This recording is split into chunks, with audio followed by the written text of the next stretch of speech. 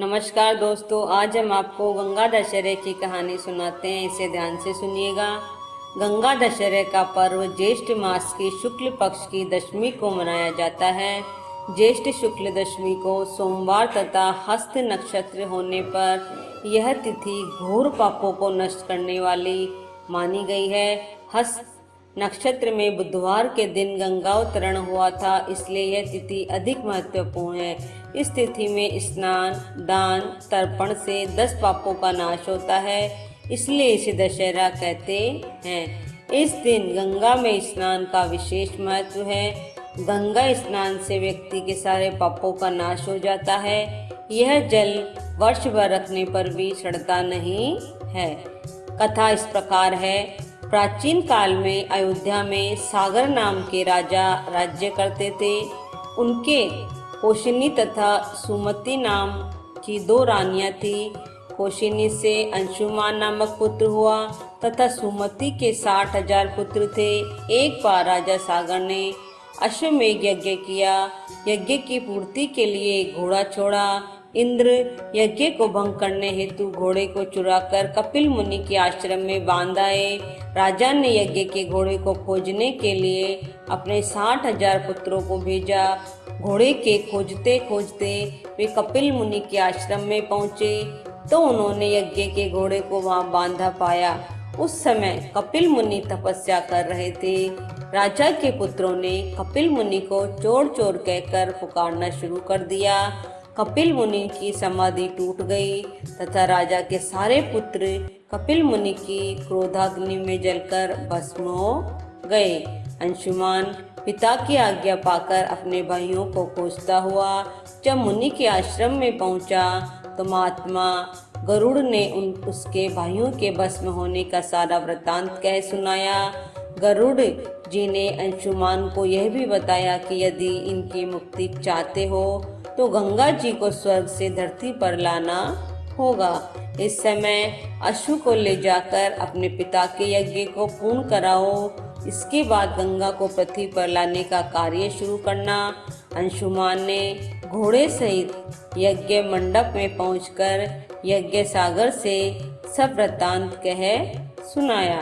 महाराज सागर की मृत्यु के पश्चात अंशुमान ने गंगा जी को पृथ्वी पर लाने के लिए तप किया, परंतु वह असफल रहे। इसके बाद उनके पुत्र दिलीप ने भी तपस्या की, परंतु वह भी असफल रहे। अंत में दिलीप के पुत्र भागीरथी ने गंगा जी को पृथ्वी पर लाने के लिए गोकर्ण तीर्थ में जाकर कठोर तपस्या की। तपस्या करते करते कई वर्ष बीत गए। तब ब्रह्मा जी ने प्रसन्न हुए तथा गंगा जी को पृथ्वी लोक पर ले जाने का वरदान दिया। अब समस्या यह थी कि ब्रह्मा जी के कमंडल से छूटने के बाद गंगा के वेग को पृथ्वी पर कौन संभालेगा। ब्रह्मा जी ने बताया कि भूलोक में भगवान शंकर के अतिरिक्त किसी में ये शक्ति नहीं है जो गंगा के वेग को संभाल सके। इसलिए उचित यह है कि गंगा का वेग संभालने के लिए भगवान शिव से अनुग्रह किया जाए। महाराज भागीरथी एक अंगूठे पर खड़े होकर भगवान शंकर की आराधना करने लगे। उनकी कठोर तपस्या से प्रसन्न होकर शिवजी गंगा को अपनी जटाओं में संभालने के लिए तैयार हो गए। गंगा जी जब देवलोक से पृथ्वी की ओर बढ़ी तो शिवजी ने गंगा जी की धारा को अपनी जटाओं में समेट लिया। कई वर्षों तक गंगा जी को जटाओं से बाहर निकालने का पथ न मिल सका। भागीरथी के पुनः अनुनय विनय करने पर शिवजी गंगा को अपनी जटाओं से मुक्त करने के लिए तैयार हुए। इस प्रकार शिव की जटाओं से छूटकर गंगा जी हिमालय की घाटियों में कलकल निनाद करके मैदान की ओर जिस रास्ते से गंगा जी जा रही थी उसी मार्ग में ऋषि जनहू का आश्रम था। तपस्या में विघ्न समझकर वे गंगा जी को पी गए। भागीरथी के प्रार्थना करने पर उन्हें पुनः जांग से निकाल दिया। तभी से गंगा जनहू पुत्री तथा जाह्नवी कहलाई। इस प्रकार उनके स्थानों को पार करते हुए जाह्नवी ने कपिल मुनि के आश्रम में पहुंचकर सागर के 60,000 पुत्रों के भस्म अवशेषों को तार कर मुक्त किया।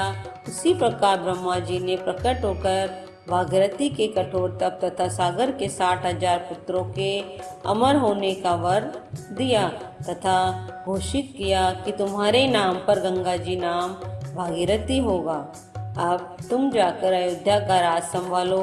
ऐसा कहकर ब्रह्मा जी अंतर्ध्यान हो गए। आपको ये कहानी कैसी लगी इसे लाइक कीजिए और चैनल को सब्सक्राइब कीजिए। जय जय श्री राधे।